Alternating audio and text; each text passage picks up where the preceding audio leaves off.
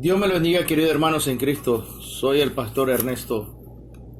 Estoy aquí para poderle traer una enseñanza más que va a ser de edificación para sus vidas. El tema de ahora es el carácter de Cristo en el cristiano. Pero yo también le puedo nombrar, y creo que le voy a poner el nombre mejor, el carácter del reino. Carácter del reino, del reino de los cielos en la tierra. ¿Qué es lo que dice la palabra de Dios respecto a qué es carácter? ¿Cómo el cristiano debe de actuar? ¿Cómo el cristiano debe de accionar aquí en la tierra? ¿Cómo debemos de interactuar con los demás? ¿Cuál es la eficacia que nosotros debemos de proyectar a Dios si nosotros somos la réplica de Dios en la tierra? Si nosotros debemos de dar testimonio de que Cristo ha resucitado. Por lo tanto, yo comienzo con una pregunta. ¿Será que nuestras acciones invalidarán el carácter de Dios? ¿Qué es el carácter de Dios? Sabemos que Dios es un Dios de principios.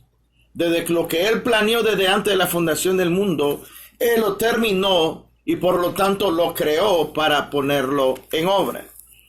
Pero para Dios ya está todo terminado. La obra que Él comenzó en nosotros, dice la palabra de Dios, la va a perfeccionar hasta que el día sea consumado, hasta que sea completado la obra. ¿Nuestras acciones invalidarán el carácter de Dios? ¿Sí o no?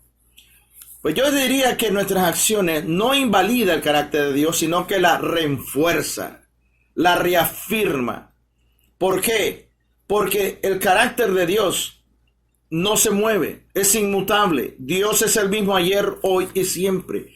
Nuestras acciones nos va a afectar nuestra posición, nuestro testimonio, va a afectar nuestra confiabilidad ante Dios y ante los hombres. ¿Por qué? Porque nuestro carácter, la falta de carácter, es lo que va a hacer que invalidemos nuestro propio destino. Y este es algo muy complicado, es muy delicado. Sé de que con mucha oración y delicadeza en el nombre de Jesús, le pido a Dios de que te pueda hablar de una manera de que pueda entrar en lo profundo de ti y causar la eficacia de que Dios quiere hacer en tu vida. Dios quiere usarte de una manera poderosa, pero Dios quiere de que tú y yo podamos de otra manera tener el carácter que Él tiene, porque Él nos pide ser igual que Él. Así que yo te quiero leer entonces el libro de Romanos capítulo 2, 24, porque carácter no es igual que temperamento. Temperamento no es igual que personalidad. Personalidad y carácter no es igual que carácter. Personalidad y temperamento, perdón.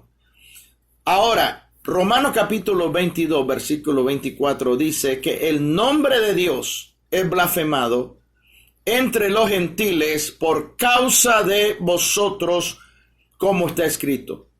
Como está escrito, dice, el nombre de Dios es blasfemado entre los gentiles a causa de vosotros. En otras palabras, por nuestra manera de vivir, por el testimonio que estamos dando, si es malo, si es totalmente negativo, el nombre de Dios va a ser blasfemado. El libro de Antiguo Testamento, en Jeremías creo que es, dice que cuando el pueblo de Dios fue llevado cautivo, el nombre de Dios fue blasfemado cuando los que lo llevaban cautivo decían, ¿dónde está el Dios de ellos? Y mira de dónde han salido.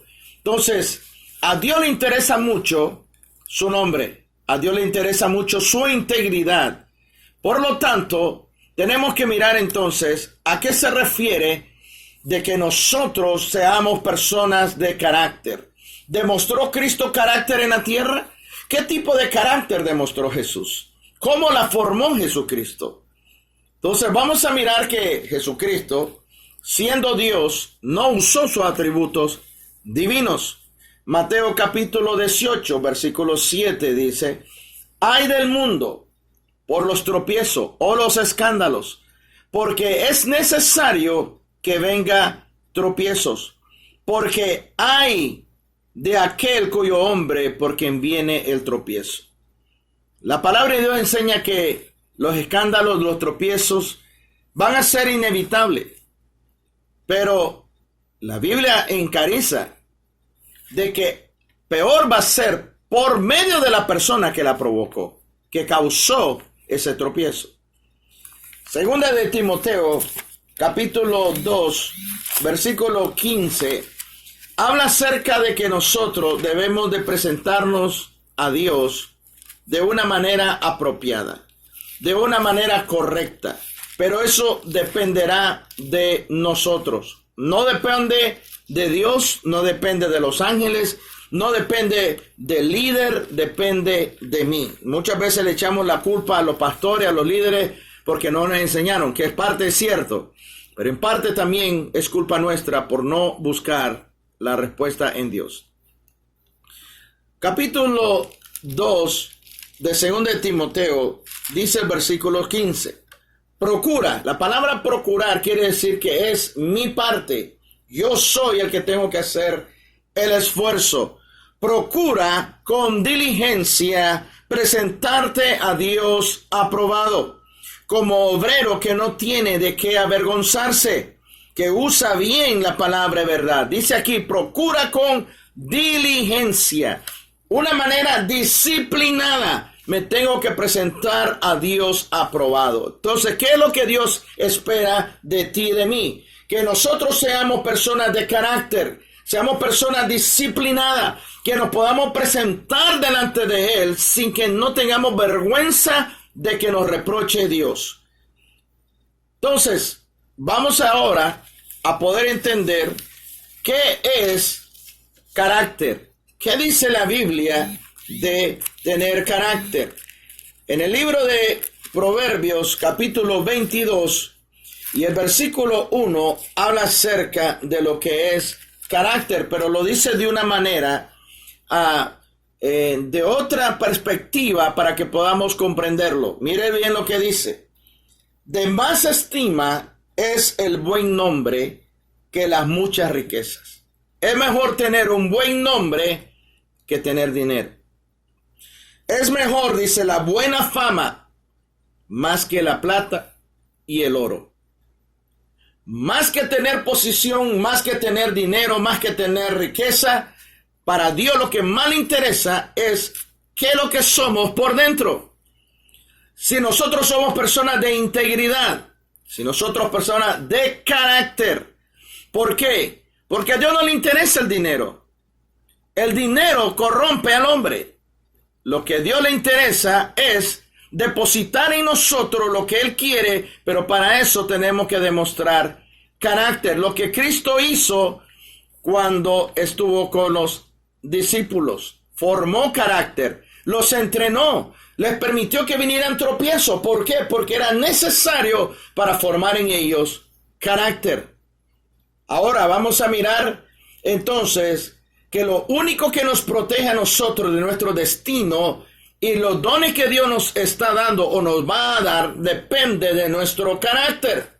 ¿Por qué? Porque si Dios es el mismo ayer, hoy y siempre, y nuestras acciones no invalidan su carácter, quiere decir entonces que mi carácter, mi integridad va a depender entonces de lo que Dios me va a dar o no me va a dar. Vamos a mirar entonces en el libro de Tito, capítulo 2, qué es lo que Dios dice acerca de desarrollar carácter. ¿Cuáles son uno de los fundamentos para que podamos desarrollar y tener carácter? Así de que vamos a leer el versículo 7 y 8 y dice de esta manera. Preséntate tú, dice, preséntate tú en todo como ejemplo. Preséntate tú en todo como ejemplo de buenas obras. Qué tristeza de que hemos leído a través de la historia de deportistas, de políticos, académicos, de líderes, de ministros, de gente de talla en la cultura, el entretenimiento, en nuestra propia familia o nuestra propio cónyuge. Cuando se pierde la confianza, cuando se pierde carácter, ¿qué es lo que sucede? No es fácil recuperar confianza cuando se haya perdido. Carácter es ser una persona íntegra. Y aquí dice, preséntate tú en todo como ejemplo. En todo como ejemplo. No hay excepción. Dios nos está diciendo, aquí no hay excepción ni excusa. En todo. Dentro de la iglesia, fuera de la iglesia, en la casa, fuera de la casa, en el trabajo, fuera del trabajo, allá en el parque, donde sea, tenemos que ser la misma persona. Preséntate tú, dice, en todo como ejemplo de buena obra. En la enseñanza mostrando integridad, seguridad, palabra sana e irreprochable, de modo que el adversario se avergüence y no tenga nada malo que decir de vosotros. ¿Te das cuenta? Si nosotros mantenemos un buen carácter, el buen carácter nos protege. Protege mis palabras, protege mi destino, protege todo lo que Dios me ha dado. Alguien dijo, cualquier fracaso que he conocido, cualquier error que he cometido, cualquier necedad de la que he sido testigo en la vida privada o pública ha sido a consecuencia de acciones sin pensamiento. Prácticamente, por tener un mal temperamento y no tener carácter, hemos cometido muchos errores. Vamos a ver en la palabra de Dios varios personajes que cometieron el mismo error y lo siguen cometiendo diferentes personas el día de hoy. Entonces, ¿qué es carácter? Carácter son cualidades originales. Es como una marca que se esculpe, que no tiene variación, es igual donde sea. ¿Qué es carácter? Es aquel individuo que impone sus propias decisiones y no cambia su idea por ninguna circunstancia. En otras palabras, es el conjunto de principios que no se puede invalidar o comprometer. Conjunto de principios. Eso es carácter. Carácter no es personalidad. ¿Qué es personalidad? La personalidad va a depender de la cultura y el entorno social que te rodea. Va a depender de la diferencia de los otros. ¿Qué es personalidad? Es el reflejo mental de cada individuo. Es tu autoestima. Tú puedes tener una personalidad obsesiva, una personalidad creativa, compulsiva, extrovertida, introvertida, una personalidad muy tímida. Eso es personalidad. Depende de tu entorno, de tu manera de ser, de los patrones mentales que te dominan. ¿Qué es temperamento? Temperamento es la manera de reaccionar o una actitud para superar una dificultad. Eso es temperamento. Son paradigmas, son plataformas que se forman para poder responder dependiendo de la situación. La diferencia para poder adaptarnos a un medio ambiente también hostil o nuevo, lo desconocido, y tiene que ver íntimamente relacionado con nuestro sistema nervioso. Por eso es que cuando nuestro temperamento está, pero ya sea por los aires o por el suelo, tenemos dolores de cabeza, nos duele todo el cuerpo, nos duele hasta el pelo. ¿Por qué? Porque tiene que ver con nuestro sistema nervioso, con todo lo que es la endocrina. El mayor enemigo de nuestro progreso espiritual o secular es nuestro último éxito, dijo un gran hombre de Dios. El mayor enemigo del progreso es tu último éxito. ¿Por qué? Porque nos conformamos. Nos creemos de que ya fue una batalla tan grande, ya tengo que descansar. Vamos a mirar en el libro de Jueces la vida de Gedeón. ¿Quién era Gedeón? Gedeón fue un hombre tímido. Era un hombre cobarde. La Biblia enseña de que él estaba solamente buscando cómo limpiar el trigo para después esconderlo antes que vinieran los enemigos de Israel. Él era tímido, era muy cobarde, mas sin embargo, cuando el Señor se le presenta, Dios le comienza a cambiar sus paradigmas. Dios le comienza a cambiar sus plataformas que formaron de él un hombre tímido. ¿Cómo Dios lo formó? A través de su palabra. A través de que Gedeón comenzó a entender que Dios, quien decía ser, era quien era. Entonces, ¿qué es lo que sucede con Gedeón? Yo no quiero entrar en detalle de la vida de Gedeón. Yo quiero entrar solamente en el carácter y qué pasó con los defectos del carácter. Cuando nosotros tenemos defectos de carácter, alguien dijo que es como una serpiente, que una vez que se despierta, tira el mordisco. Así sucede con nuestro carácter si nosotros creemos que todo está bien y no nos autoexaminamos. ¿Y qué es lo que va a suceder? De que va a venir el momento en que cuando estamos en el éxito máximo, si se despiertan esas áreas que no han sido dominadas, nos va a ser piedra de tropiezo. Lo mismo que le sucedió a David.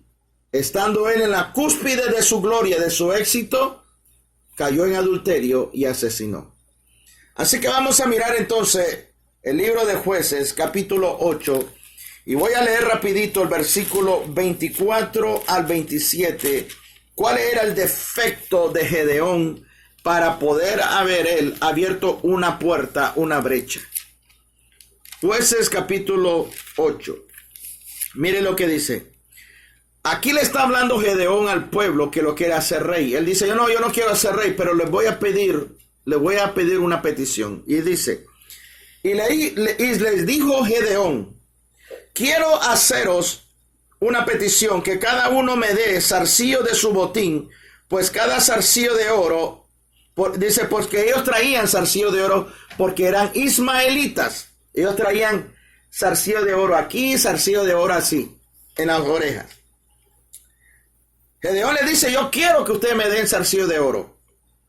Ellos respondieron, de buena gana, ¿por qué de buena gana se la van a dar? Porque ellos querían que Gedeón fuera su rey. Y Gedeón dijo que no, pero le iba a pedir dinero. Y ellos dijeron, de buena gana te lo daremos. Pero vamos a mirar cuál era el defecto de Gedeón en esta falta de carácter que él tenía. De buena gana te lo daremos, y tendiendo un manto, echó ahí cada uno los zarcillos de su botín. Y fue el peso de los zarcillos de aquel oro que él pidió, 1700 ciclos de oro, sin las planchas y sin los joyetes, y los vestidos de púrpura que traían los reyes de Madián, y los collares que traían los camellos al cuello. Y Gedeón hizo de ellos, de todo ese oro, de toda esa riqueza, hizo de ellos un efod. ¿Qué era efod? Efod era un instrumento sacerdotal que usaba el sumo sacerdote, por medio de cual Dios hablaba al pueblo. ¿Qué fue lo que pasó aquí? Gedeón no era sacerdote, no era sumo sacerdote. Se mandó a hacer un efod. ¿Para qué? Para él tomar la posición de que Dios hablara a través de él. Entonces, dice, y todo Israel se prostituyó tras ese efod en aquel lugar, y fue tropezadero de Gedeón y de su casa. Ese fue el tropiezo de Gedeón. Y la Biblia dice más adelante que cuando Gedeón murió, el pueblo se apartó de Dios y fueron totalmente ellos malagradecidos con la casa de Gedeón. ¿Por qué? Porque cuando busca a alguien, fíjese bien, fama y dinero, la gente no te va a respetar si no tienes integridad y no tienes carácter. Samson, Jueces capítulo 16. Y en el libro de Jueces, usted ya sabe que Samson nació con un propósito, nació con una misión de ser juez, nació bajo el voto nazareno porque era de la familia de Leví, mas sin embargo, Samson hizo lo que quería. ¿Por qué? Porque él pensó de que porque él tenía unción, tenía poder, tenía influencia, él podía hacer lo que él quería. Pero mire lo que pasa. Dice la Biblia entonces en Jueces capítulo 16. Y fue Samson a Gaza y vio ahí a una mujer ramera y se llegó a ella. Versículo 4. Después de esto aconteció que se enamoró de una mujer en el valle de Sorek, Y el nombre de ella era Dalila. Y sabemos que ese fue su desgracia. ¿Cuál era el defecto de Samson? Que tenía un defecto privado. Él era juez, pero en su vida íntima, él tenía un defecto de carácter. Le gustaban las prostitutas. Tenía un defecto sexual, un apetito sexual con prostitutas. ¿Qué fue lo que hizo? De que él no era íntegro. Él no era el mismo en vida privada como vida pública. ¿Qué es lo que Dios nos quiere decir aquí? Que tú y yo, realmente conforme a la Escritura, si tú le dices al pastor, tú le dices a un hermano, ¿sabes qué? Es mi vida privada, no te tienes que meterte. Te voy a decir una cosa, yo comprendí que eso está errado. Si tu vida privada es diferente a tu vida pública, tú no tienes carácter y yo no puedo confiar en ti. No me importa si te llama pastor, líder, lo que sea, o profeta. Si no hay integridad y tu vida privada no refleja la vida pública y es diferente, no puedo confiar en ti. Jesucristo no vivió una vida privada, él vivió una vida siempre pública ante los demás. La Biblia dice de que cuando él fue a hacer milagros a su pueblo donde él nació, no pudo hacer milagros porque no podían creer que Dios lo estaba usando, porque lo conocían, sabían que él era un hombre de Dios, pero la incredulidad de ellos, porque se familiarizaron con Jesús. ¿Sabes lo que pasa cuando te familiarizas con la unción y el poder? Llegas a despreciar la presencia de Dios. Aunque otros, a través de la pantalla, estén deseando estar ahí donde tú estás, los que están ahí están menospreciando esa unción y esa presencia. Porque se acostumbraron, y eso sucedió cuando donde estaba el arca del pacto, donde estaba el arca del pacto, que cuando David lo fue a traer, dice que este hombre lo tocó porque se iba a caer, pero ese hombre había servido en la casa donde estaba ese cofre, ahorita no me acuerdo el nombre, pero dice que Dios lo mató. ¿Sabe por qué? Porque él se acostumbró a la presencia de Dios sirviendo el arca en su casa. No tuvo reverencia, perdieron la reverencia. Hay muchos cristianos que han perdido la reverencia porque se han acostumbrado a la unción, se han acostumbrado a la presencia, que después son malagradecidos. Son personas que ya no les importa qué tanta la presencia de Dios está allí. Ese es el problema cuando nosotros tenemos falta de carácter por unción, poder e influencia, lo que le pasó a Samson. Pero mira lo que sucede.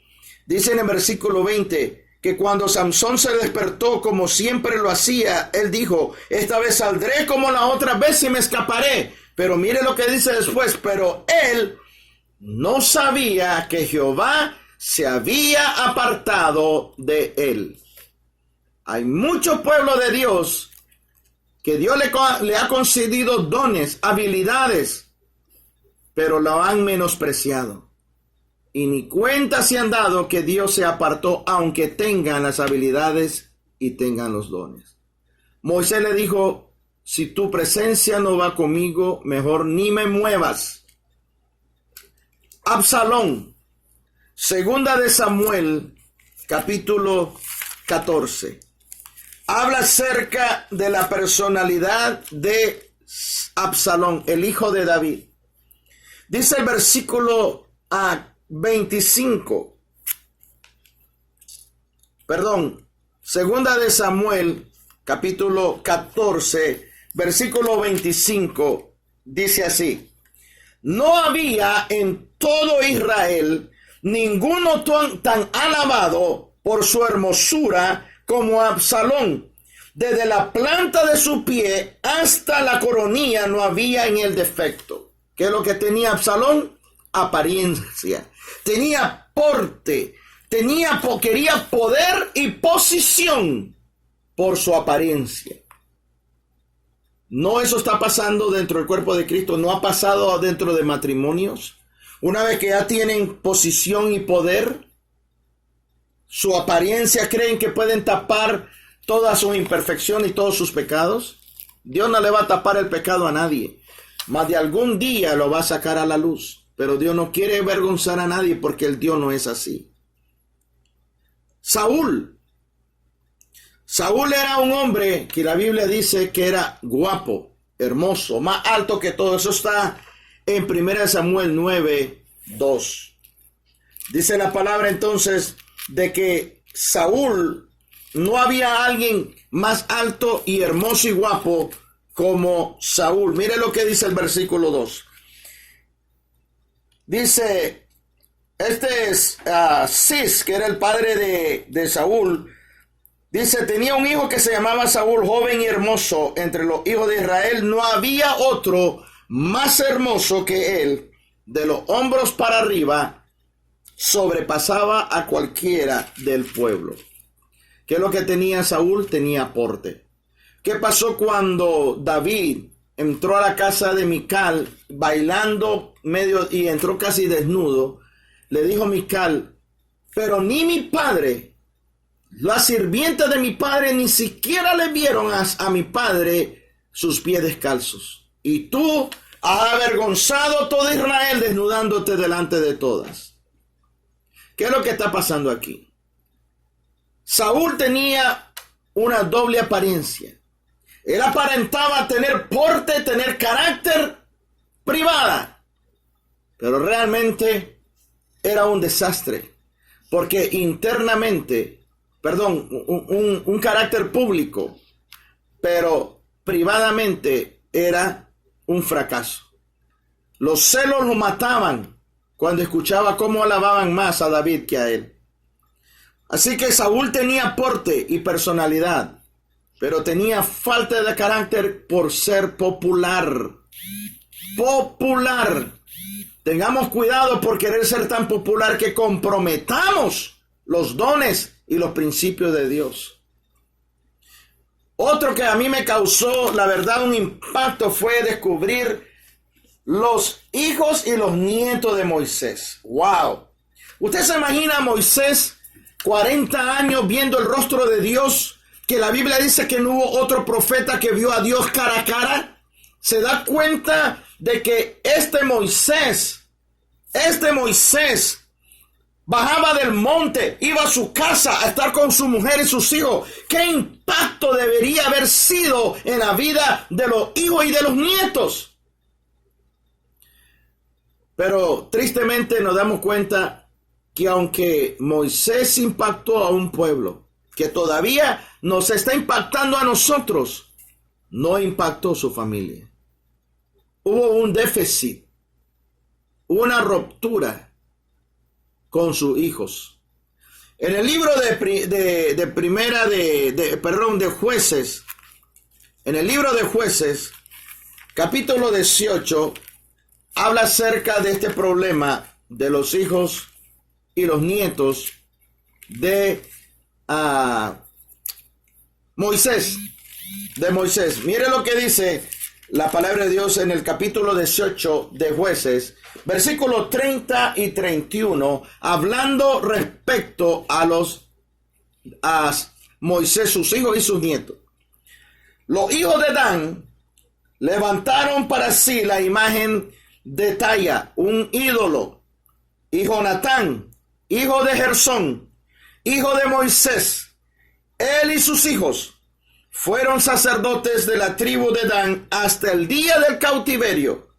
Y así estuvieron levantada entre ellos aquella imagen de talla que Micaía había hecho todo el tiempo que la casa de Dios estuvo en Silo. ¿Qué es lo que está diciendo aquí? Está diciendo de que los hijos de Moisés y los nietos de Moisés sirvieron como sacerdotes de ídolos en vez del Dios verdadero. ¿Sabes lo que a mí me causa esto? De que Moisés pudo tener un éxito con Dios, con el pueblo, pero fue terrible en impactar la vida de su esposa y la vida de sus hijos. ¿Sabes dónde se demuestra eso? Cuando Moisés huye al desierto, Dios se le presenta en el monte Sinaí Y la Biblia dice que Dios los manda a Egipto a liberar al pueblo y que un ángel se le presenta a Moisés para matarlo. ¿Cómo es posible que Dios los manda, se le presenta a Moisés, los manda a Egipto a liberar y después un ángel se le va a presentar para matarlo? Porque la Biblia dice de que su mujer descubrió de que era porque los hijos de Moisés no habían recibido la señal del pacto de Abraham, que era la circuncisión. Y ella corrió y le cortó el prepucio a sus hijos y se lo echó a los pies de Moisés delante del ángel. Y dice la Biblia que el ángel no mató a Moisés. ¿Por qué Dios no le dijo a Moisés que circuncidaran a sus hijos primero antes de enviarlo a Egipto? ¿Sabe por qué? Porque tenía que ver con el carácter de Moisés. Ese era trabajo de Moisés, no de Dios. Dios hizo el pacto con Abraham. El trabajo de Abraham, traspasarlo a sus hijos, de sus hijos a sus hijos. Y Moisés, conociendo la tradición judía, no lo hizo. Le faltó poco, le pareció poco. Y la Biblia dice que el ángel de Jehová lo iba a matar. Ahora, los hijos de Moisés no quisieron nada con Dios. Yo no sé cómo Moisés actuaba con su esposa, porque la Biblia me enseña de que él fue el hombre más manso sobre todo. Ahora, si él era el más manso sobre toda la tierra, quiere decir que con su esposa él no peleaba. Pero ¿será que por ser tan manso con su esposa, de que tal vez causó muchos problemas con el carácter de su esposa y con sus hijos? Tenemos que tener cuidado cuando estamos dando toda nuestra vida por la iglesia y por los hermanos y descuidamos nuestro propio hogar. Hay momentos que a usted va a tener que decir, no me importa que se enojen, pero yo de esta hora a esta hora no voy a atender a nadie hasta mañana. Tengo que cuidar mi familia. Yo cometí ese error al principio. Al principio cuando comenzaron los talleres. Y la pastora Dina tuvo que ponernos a nosotros un paro. No dormíamos casi. Y estaba creando situaciones dentro del hogar en muchos de nosotros. Samuel, un gran profeta de Dios, temido por el pueblo. La Biblia dice de que sus hijos no quisieron nada con Dios. ¿Será que Samuel no tenía carácter? Era el hombre con más integridad que tuvo Israel como juez. Pero mira lo que dice en Primera de Samuel, capítulo 8, hablando acerca de los hijos de Samuel. Este hombre que era temido por el pueblo, por los ancianos. Le tenían miedo y pavor los ancianos del pueblo a Samuel. Capítulo 8, versículo 3 dice: pero que los hijos de Samuel no anduvieron por los caminos de su padre, antes se volvieron tras la avaricia, dejándose sobornar y pervirtiendo el derecho. Como jueces, como legisladores, como políticos, se corrompieron, rompieron sus propios principios, los violaron con tal de amor al dinero. Soltaban al culpable y echaban preso al inocente. La Biblia dice que por la avaricia no siguieron el camino de su padre. Entonces, miramos entonces que los hijos de Moisés no siguieron a Moisés, no porque no quisieron, porque puede ser de que Moisés no le haya dado un buen ejemplo, con un buen carácter dentro del hogar, y por eso ellos se decepcionaron.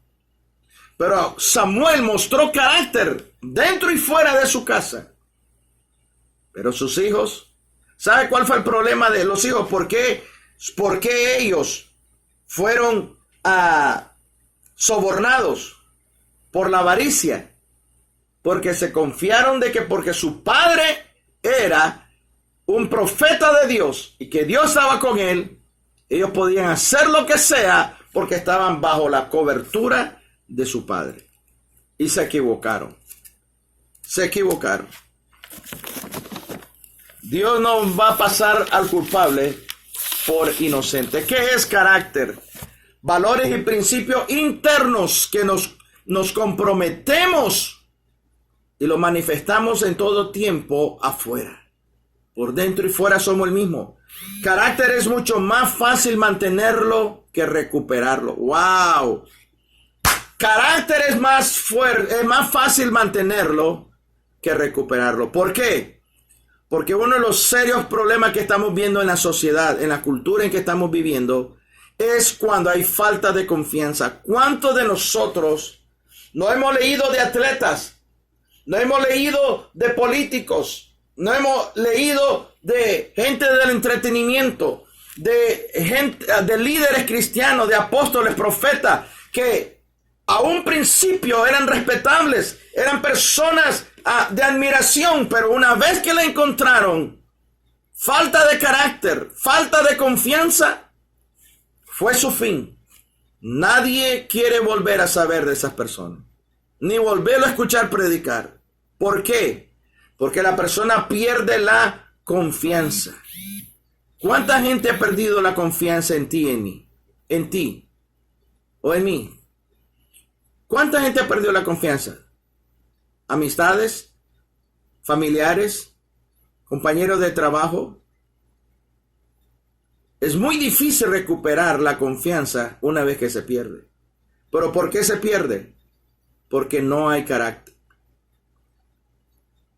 Vamos a mirar entonces cómo darle prioridad al carácter. ¿Y qué es darle prioridad al carácter? Hay tres principios que debemos de saber para dar prioridad al carácter, que son, número 1, propósito y visión. Número 2, potencial y capacidad. Y número 3, valores, ética y principios. Prioridad de carácter número 1, propósito y visión. ¿Qué quiere decir esto?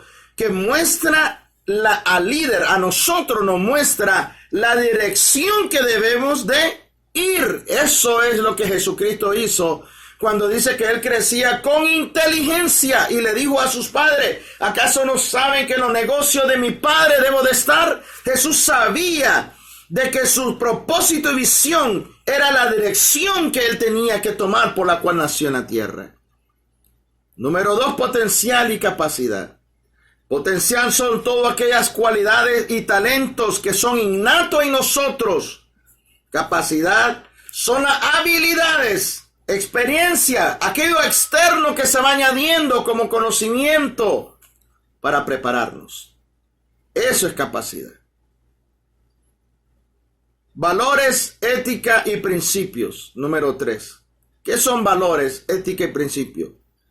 Son las normas que nosotros como líder establecemos. Lo vivimos, lo ponemos en práctica, lo ejercitamos en todo su potencial y capacidad. Carácter protege la vida interior. ¿Por qué? Porque establece integridad, establece capacidad para poder expandernos en ética y valores. En ética y valores. ¿Por qué valores y ética? Porque eso es lo que nos va a hacer que ganemos la confianza de la gente. Que nosotros mismos ponemos valores personales. Nosotros tenemos ética que no la vamos a violar. No importa donde tú estés. Es mejor el buen nombre que el dinero. Es mejor la buena fama o el favor que el oro y la plata. Nosotros podemos, como te digo, traer a memoria tantas personalidades que cometieron fraude en el deporte. Políticos que los agarraron en sus mentiras y que fueron un desastre después. Problema de que es que muchos todavía lo tapan y no quieren darlo a reconocer. Yo te voy a dar de otro ejemplo tan contundente y eficaz que sacudió el cuerpo de Cristo al principio con los discípulos. ¿De quién estoy hablando? Vamos a ir al libro de Juan, capítulo 12. Juan, capítulo 12, versículos 5 y 6. Habla acerca de una persona que demostraba un carácter externo, pero interno era un desastre. Dice la Biblia, cuando la mujer vino a derramar un frasco de perfume y ungió al Señor Jesucristo en Betania. Dice la Biblia entonces en el capítulo 12, versículo 5, ¿por qué este perfume no fue vendido por 300 denarios y dado a los pobres? Pareciera de que Judas Iscariote era tan lleno de carácter, era tan íntegro, de que él era una persona recta en la administración del dinero del ministerio de Jesús. Mas sin embargo, en el versículo 6 dice, pero dijo esto no porque se cuidara de los pobres, sino porque era ladrón, y teniendo la bolsa sustraía de lo que se había echado en ella. Porque era ladrón, aparentaba tener carácter e integridad ante los demás, pero lo único que quería era seguir robando. ¿Cuánta gente no ha perdido su trabajo cuando descubrieron sus jefes que tantos años de confiabilidad se tiró al suelo por un momento de falta de ética, de falta de carácter? Vamos a leer 1 Corintios capítulo 6, versículo 10. 1 Corintios capítulo 6, verso 10. Mire lo que dice. Dice, los ladrones, ni los ávaros, ni los borrachos, ni los maledicientes, ni estafadores heredarán el reino de los cielos, o el reino de Dios. Yo quisiera hacerte una pregunta. Si esto está en 1 Corintios, que es la carta de Pablo a los gentiles, y Pablo no se agarraba de la ley porque él no predicaba ya la ley, él predicaba la gracia. Yo te quiero hacer una pregunta. ¿Estás robando a Dios? ¿Le hemos robado a Dios? Yo hace tiempo les dije a ustedes que una de las maneras como le robamos a Dios es en el tiempo. De las 24 horas, no le damos a Dios el 10%, que es 2 horas 40 minutos durante el día. Pero vamos a mirar aquí. ¿Podrá un hombre robar a Dios? ¿Por qué Dios exige eso? ¿Acaso Dios la necesita? No. Pero vamos a mirar el libro de Malaquías, capítulo 3, versículo 8 al 10. Y te voy a dar una revelación de lo que Dios me enseñó. Malaquías, capítulo 3, versículo 10. Ustedes a todos lo saben. Este es un versículo muy popular entre el pueblo de Dios. Pero dice el versículo 8. ¿Robará el hombre a Dios? Y dice, porque vosotros me habéis robado. Y dijiste, ¿en qué te hemos robado? En vuestro diezmo y vuestras ofrendas. Y dice, malditos sois porque vosotros la nación entera me habéis robado. El Señor estaba airado, pero con los sacerdotes, que eran los que administraban los diezmos. Y ellos le estaban dando a Dios lo peor. Y la Biblia dice, trae los diezmos, la alfolía y alimento a mi casa. ¿Sabe cuántos cristianos no están dando su diezmo a la iglesia donde pertenecen y posiblemente tengan alguna razón? Pero si tú estás siguiendo a una iglesia y esa es tu iglesia, ahí es donde tú tienes que dar tu diezmo. Ahí no importa lo que el líder está haciendo, tú se la estás dando a Dios. Pero si Dios te habla y te dice, ¿sabes qué? Mándaselo a alguien más para que bendiga tu diezmo. Sea Dios el que te dirija. Ahora, fíjate bien lo que te voy a decir. ¿Le interesa a Dios tu dinero? No. Él es el dueño del oro y la plata. Él es el creador del cielo y la tierra. Él tiene planetas llenos de oro, llenos de diamante. ¿Tú no crees? Pero te voy a decir por qué Dios nos pide a nosotros diezmo. Es por tu bien y por mi bien. Cuando Adán entregó los títulos de propiedad a Satanás y Satanás se hizo el señor de la tierra, el que tuvo el señorío, la Biblia le dijo a Adán, maldita será la tierra por tu causa. Maldita será la tierra. Y por esa maldición es que nosotros ahora no tenemos campos, pero le trabajamos del campo de otro.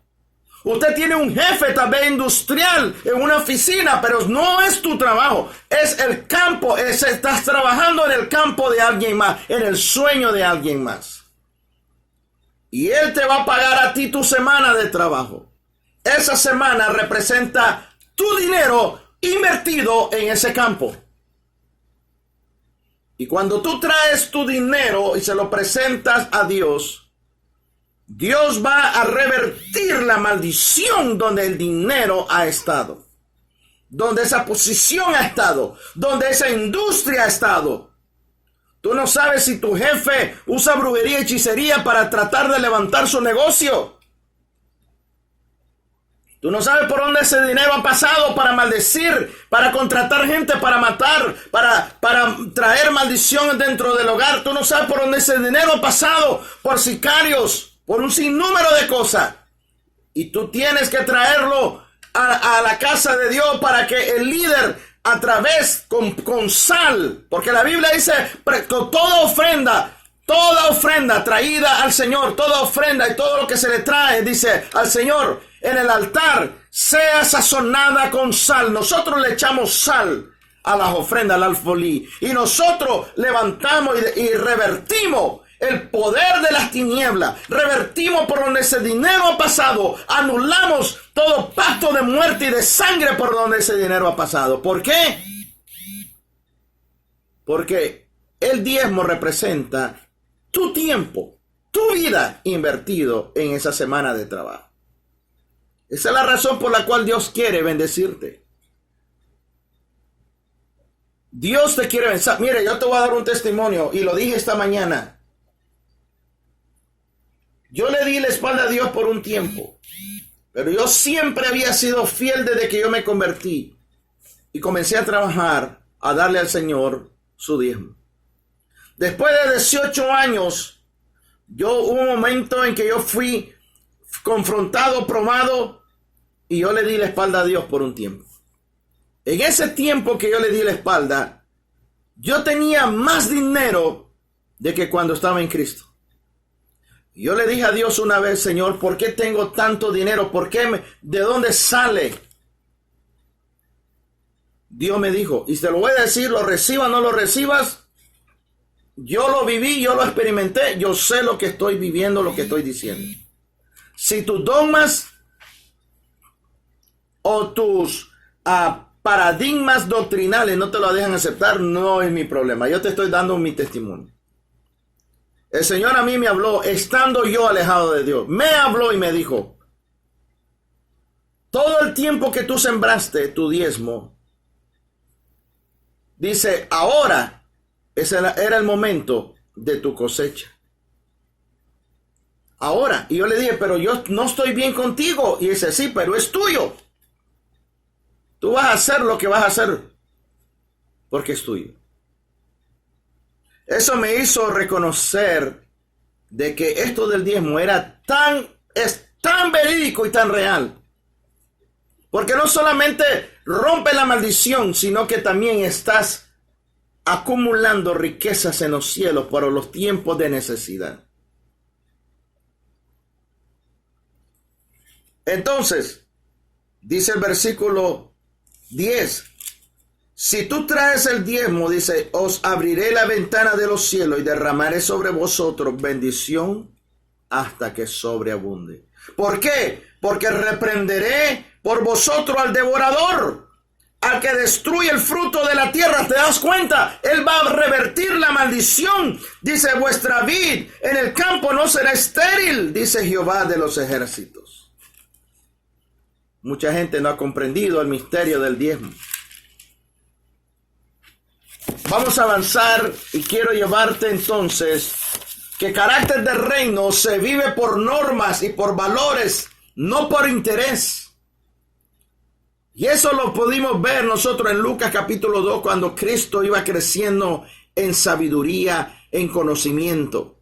Jesús enseñó que las normas internas vienen de adentro, no de afuera. Las normas que nosotros tenemos que implementar. Mateo capítulo 15, versículo 19. El Señor enseña de que si los valores vienen adentro, vienen internos, dice la Biblia, de que lo malo, dice del mal, de la maldad, de la maldad, del corazón de los hombres, vienen los malos pensamientos. Lo que contamina al hombre es lo que sale del corazón. El Señor menciona 7 cosas que sale. Dice malos pensamientos, homicidio, adulterio, fornicación, robos, falso testimonio y calumnias. El dejar mal el testimonio de otra persona. 7 cosas, los 7 pecados capitales que salen del corazón de un hombre. Una persona no miente por mentir. Una persona no miente porque en el momento tuvo que mentir. No, ya venía pensando por qué iba a mentir. Una persona que roba ya había pensado por qué tenía que robar. El diablo ha venido trabajando en tus pensamientos. Cuando una persona adultera porque primero entra el pensamiento, la tentación, y uno lucha, y uno mira, va al trabajo y ve esa persona, y le atrae, y se saludan, y cada vez el saludo va más escalando poquito a poquito, o cosas así, y después vienen las pláticas, viene más confianza, viene más confiabilidad. O asunto de las finanzas. Estás pasando por situaciones tan graves y estás viendo que te dan la oportunidad de guardar dinero. Y está aquella tentación que nadie se va a dar cuenta. Nadie se va a dar cuenta. ¿Cuántas empresas no han caído porque los contadores comenzaron a hacer eso? Los que llevan la contabilidad comenzaron a robar de poco en poco, sin que nadie se diera cuenta. Un mal paso por falta de carácter les arruinó la vida entera. Las personas que ya premeditaron la mentira, premeditaron el robo, el adulterio, lo único que esperan es la oportunidad para hacerlo. Y cuando surge, lo aprovechan. Eso lo dice Santiago, que por nuestra propia concupiscencia. Y eso es el mismo tema, pero viéndolo de otro punto de vista. Las normas y los valores son decisiones personales, porque no son privadas. ¿Cómo nosotros formamos carácter correcto como Jesús lo formó? Por lo que creemos, por lo que valoramos y por lo que servimos. ¿Cómo Jesús desarrolló carácter correcto? Primero, por lo que creía. ¿Se acuerda que el Señor dice que se sentó y lo encontró con los doctores de la ley? Dice que se admiraban de la sabiduría y cómo respondía. Nuestra creencia conduce a nuestras convicciones. Nuestra creencia conduce a lo que tú crees que es la verdad. Proverbios 23:7 dice, así como piensa el hombre en su corazón, así es él. Así como piensa el hombre en su corazón, así es él. ¿Qué está diciendo? Que mis creencias conducen a mis convicciones. ¿Qué es lo que valoramos? Ideas, principios, cualidades que se nos asignan como valor. Te voy a leer el libro de Lucas, capítulo 10, y vamos a leer qué es lo que dice respecto a esto de cómo formar un carácter correcto en lo que yo valoro. Ya hablé acerca de lo que creo, pero en lo que yo valoro. Lucas capítulo 10.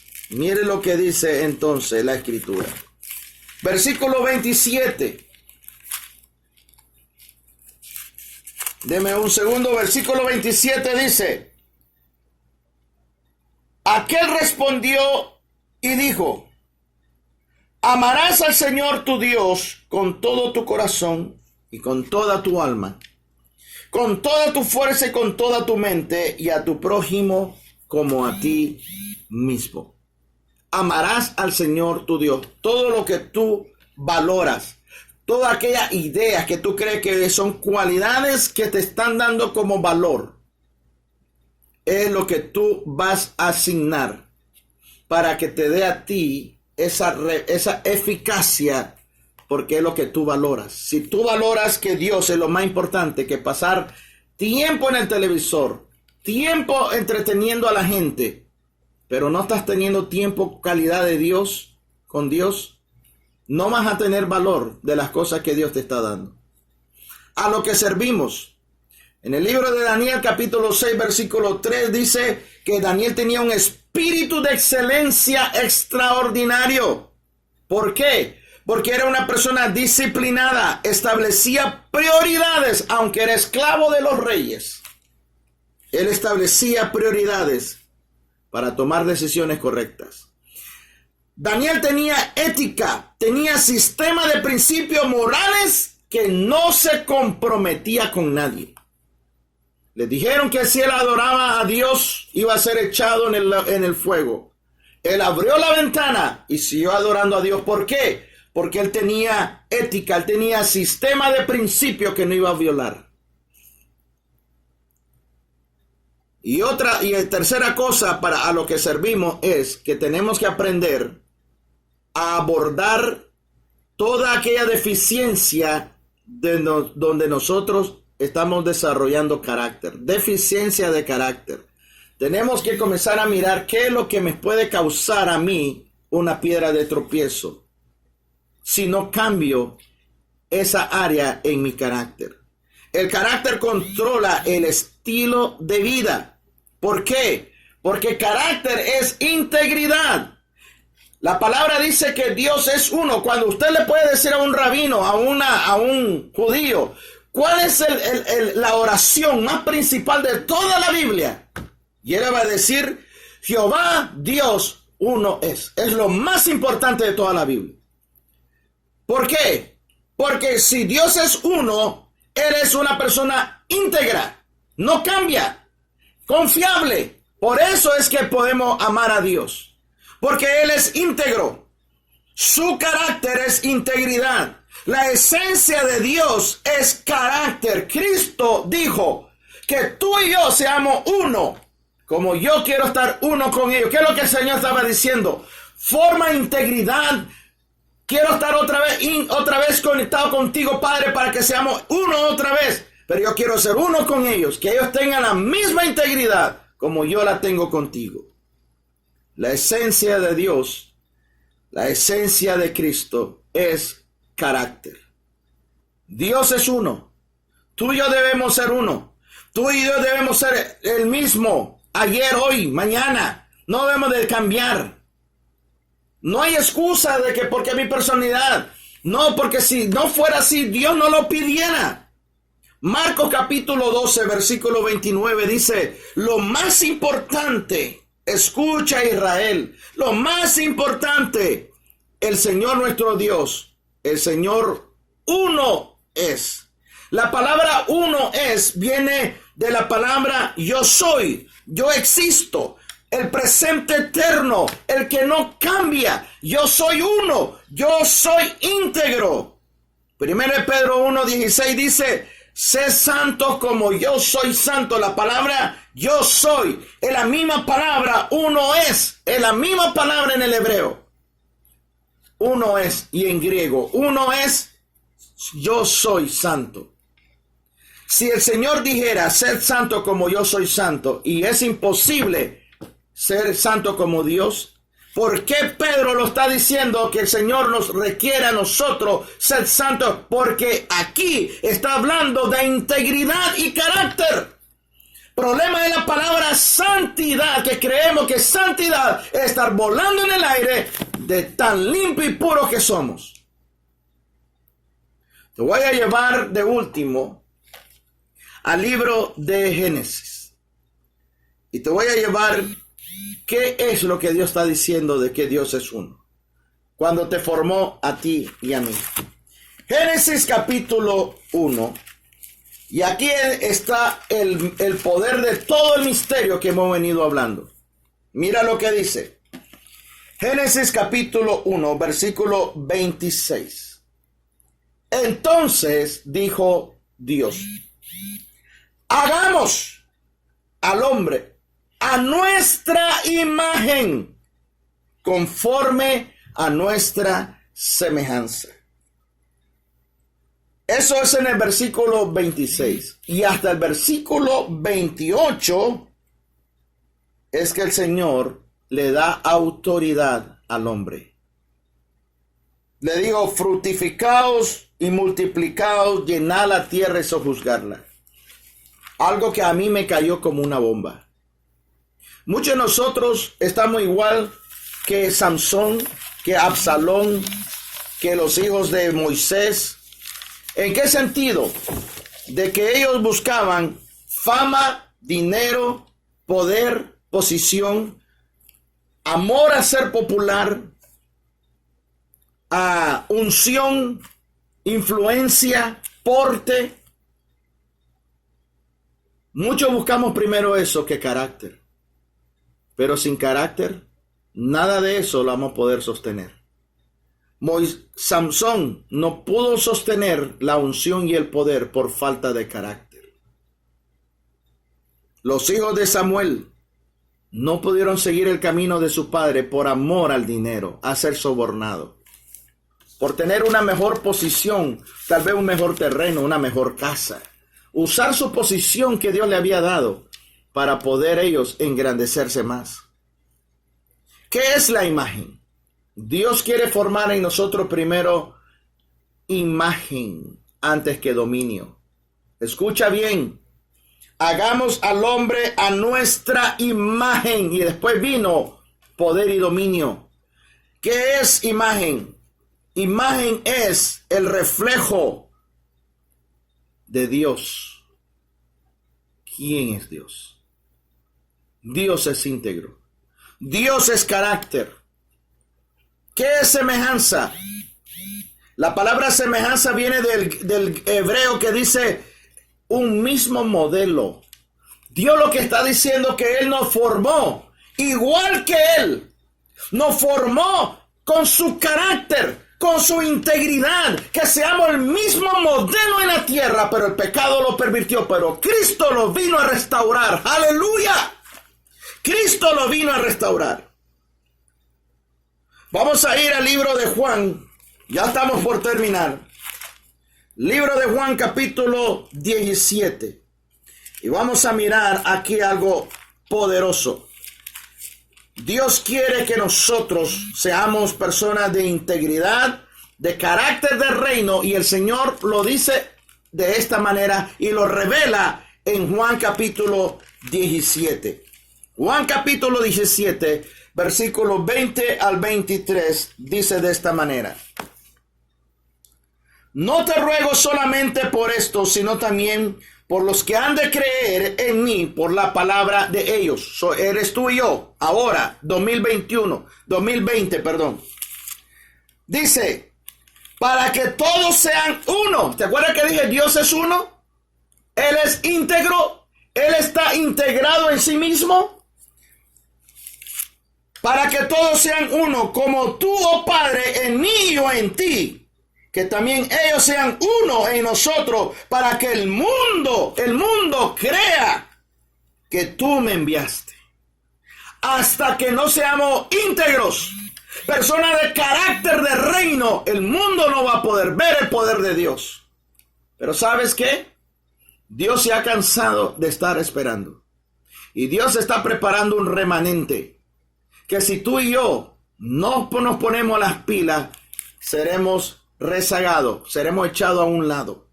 Te lo voy a mostrar con la palabra de Dios. La gloria que tú me diste, dice el Señor, yo le he dado para que sean uno como nosotros somos uno. La palabra uno significa carácter, íntegro.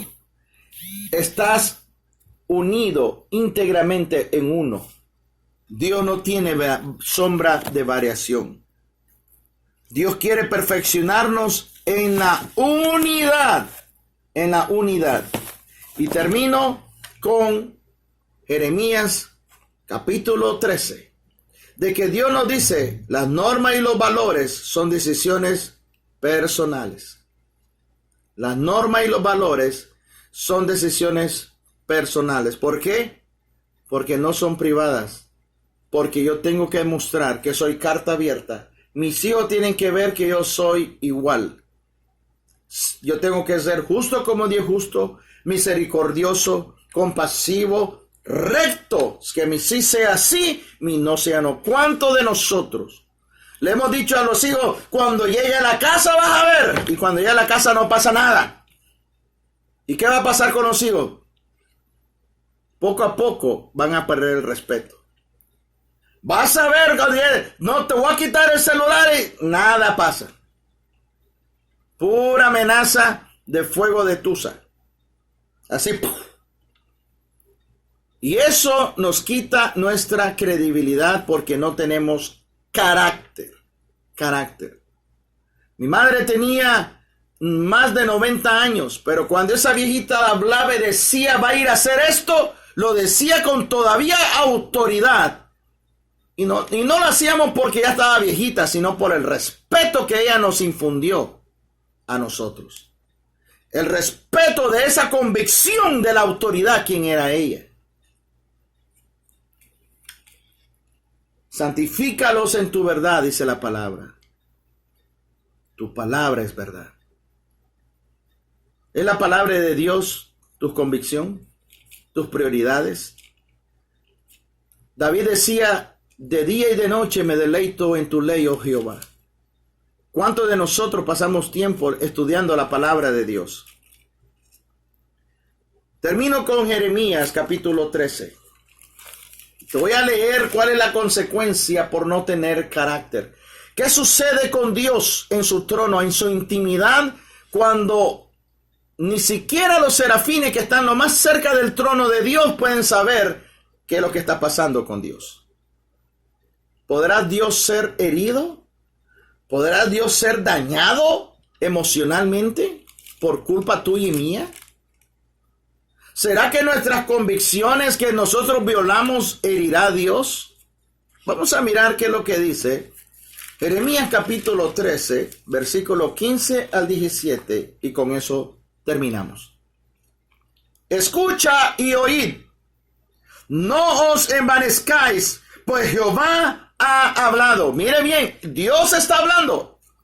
Dad gloria a Jehová vuestro, dice Dios vuestro, antes que haga venir tinieblas y antes que vuestros pies tropiecen en monte de oscuridad, y esperéis luz y os vuelva sombra de muerte y tiniebla. El Señor está diciendo que si nosotros tenemos falta de carácter, si no somos personas íntegras, Él entonces hará que vengan tinieblas y nuestro pie caiga en tropiezo. Y leímos que los tropiezos es necesario que venga, pero ay de aquel que lo provoque. Vendrá, dice, sombra de muerte y tiniebla. Dios va a venir a probar a su pueblo. Dios te está probando a ti y a mí. Y nos va a probar de muchas maneras para ver qué hay en nosotros, que si somos personas de integridad, si somos palabras de verdad, si somos palabras de tenemos prioridades, si realmente eres una persona sincera y estás participando de todos los videos de que te tienes que autoliberar, de aprender a ser un buen líder para ir y liberar, y no que estés todavía en el 5º nivel y todavía estés pidiendo oración para que oren por ti. No. Este es el momento en que tú tienes que brillar. Este es el momento en que tú tienes que comenzar a reflejar la actitud y el carácter del reino. Líder, ya estás en el 5º nivel. Eres un líder. Y Dios espera de ti menos de qué? Menos que todo es carácter. Lo menos que Dios está pidiendo de ti es carácter. Integridad, Porque Él quiere derramar todavía más gloria, quiere derramar más poder y unción como nunca en la tierra, pero anda buscando ahora personas confiables. Porque ya está cansado de que la iglesia menosprecie a Dios, ponga dogmas, ponga estructura, ponga plataforma y el Espíritu Santo después no se puede mover. Dios está buscando gente de integridad, gente confiable, gente de carácter, que no van a violar sus principios, no importa dónde estén. Versículo 17. Mas si no oyeres esto, en secreto llorará mi alma. Oiga lo que dice, Dios llorará. El alma de Dios va a llorar, dice, llorará mi alma a causa de vuestra soberbia. ¿Tú crees que es lo que sucede en el trono? ¿Tú crees que Dios solamente está sentado allí ordenando? Dice que por culpa nuestra, no culpa nuestra, lo hacemos llorar por nuestra soberbia. Llorando amargamente se deshacerán mis ojos en lágrimas, porque el rebaño de Jehová fue hecho cautivo. Padre, en el nombre de Jesús, ten misericordia de cada uno de nosotros, porque todos hemos fallado. Todos en un momento, oh Padre Santo, te hemos dado la espalda, hemos sido soberbios. Mas tu palabra dice que Cristo, aún siendo Dios, no se adjudicó a ningún atributo divino. Siendo el Todopoderoso, no actuó como todo el poderoso. Se sometió al Espíritu de Dios en sumisión. Siendo el que conocía todo al mismo tiempo, se sometió a los límites del Espíritu Santo, a conocer lo que había en el corazón de los hombres que estaban interactuando con Él. Siendo el que podía estar en todos lados al mismo tiempo, se limitó a estar en un cuerpo físico en un solo lugar. Por cuanto Cristo, Señor, se limitó a eso, se humilló hasta lo más bajo. Por cuanto se humilló hasta lo más bajo, fue exaltado hasta lo más alto. Si tú y yo queremos que Dios nos levante con potencia y eficacia, no tenemos que humillar. Dios no va a humillar a nadie. Él dice, humíllense. Humillados bajo la poderosa mano de Dios. Es una acción personal que no tenemos que humillar. Padre, perdónanos por tanta ignorancia y por tanto dogma y plataforma que han sido cargas que no hemos podido llevar. Ahora declaramos que se rompe esa dogma, se rompe esa plataforma. Ahora, en el nombre de Jesús, se libre de las ataduras dogmáticas, doctrinales, que te han atado y te han amarrado y no has podido avanzar porque no has podido creer en la palabra. Y no es porque hay cosas dentro de ti que crees que es demonio, que crees que son puertas. No, es dogma, doctrina de hombres que te han atado y todavía esclavizan. Y el diablo nos hace creer que tenemos todavía demonios, que todavía tenemos puertas abiertas, pero son cadenas de dogma que están en la subconsciente, plataforma aquí en la memoria, que están atando nuestra manera de pensar, influenciando nuestro carácter, nuestro temperamento y personalidad. Porque si has llegado al quinto nivel, es porque has cerrado puertas en el alma. Es porque ha aprendido a ministrar en el poder de Dios, de los ángeles. En el nombre de Jesús. Señor, te doy la gloria y te doy la honra por lo que tú estás haciendo en la vida de cada uno de ellos. Ahora oro que tu gloria y tu presencia descienda ahí donde están.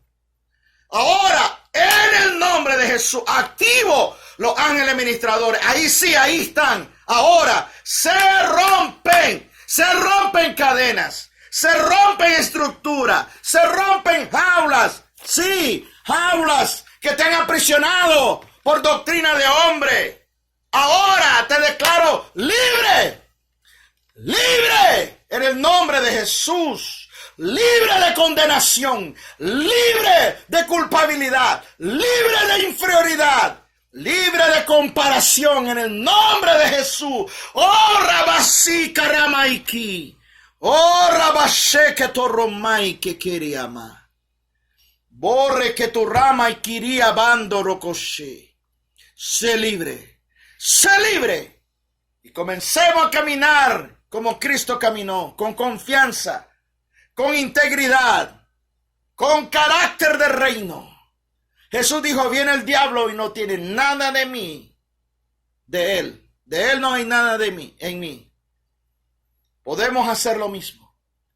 Si el Señor dijo, sed santos como yo soy santo, es porque sí se puede lograr. Pero el Señor quiere humildad. Siempre humildad para no darle lugar a la soberbia y al orgullo. En el nombre de Jesús. Que Dios te bendiga, que pases una semana llena de éxito, cosechando cada día más. Éxito en todo lo que emprenda y Dios te use poderosamente ahí donde estás. Que Dios te bendiga.